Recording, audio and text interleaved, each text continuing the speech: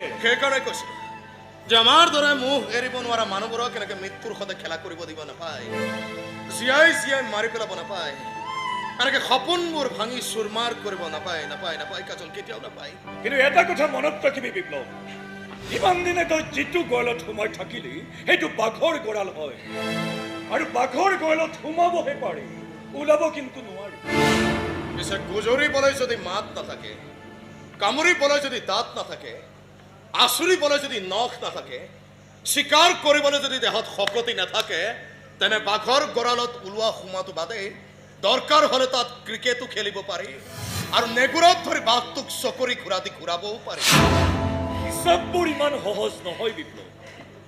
এই অপৰাধ জগতখন তই এৰিব পাৰিলেও অপৰাধে কেতিয়াও তোৰ লগ নেৰে। জীৱনেই লগ দিবলৈ এৰি দিলে সি আকৌ অপৰাধৰ কথা কয়। তোৰ অবিহনে আমাৰ এই জগতখন সম্পূৰ্ণ শূন্য, তই ইয়ালৈ উভতিব লাগিব। তহঁতৰ শূন্যতা পূৰণ কৰাৰ সামৰ্থ্য মোৰ নাই কাজল, মই নিজে এতিয়া এটা বৃহৎ শূন্য হৈ ঘূৰি ফুৰিছো। কি হ'লে?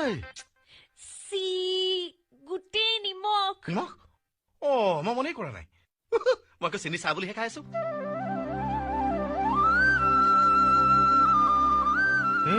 মনে মনে টকা সৰকাই দিনত নীতি নিষ্ঠ নিশা পৰিশ্ৰম হয়। আজিলৈ কোনো ক্ৰিমিনেলৰ পৰা এটা ফুটা কৰি অনা ৰেকৰ্ড বৰ নাই। এটা ৰেকৰ্ড অৱশ্যে আছে, এবাৰ আপুনি মোৰ পৰা এটকা এটা লৈছিল। এতিয়া লৈছিলো কিয়? আজি চিনেমা হলৰ আগত তামোল এখন খাবলৈ আপোনাৰ জেপত যে খুচুৰা পইচা নাছিল, তেতিয়া যে আপুনি মোৰ পৰা এটকা এটা লৈছিল। কেতিয়া লৈছিলো একেবাৰে মনত নাই দেখোন। সেইটোতো নিয়ম, লোৱাজনক কেতিয়াও নাথাকে, দিয়াজনক কিন্তু সদায় থাকে। মই তোৰ পৰা টকা লৈছিলো? আচৰিত কথা, ইমান পাহৰিব লাগেনে? আৰু বা কাক কিমান দিবলগীয়া আছে দেহি। চুপ!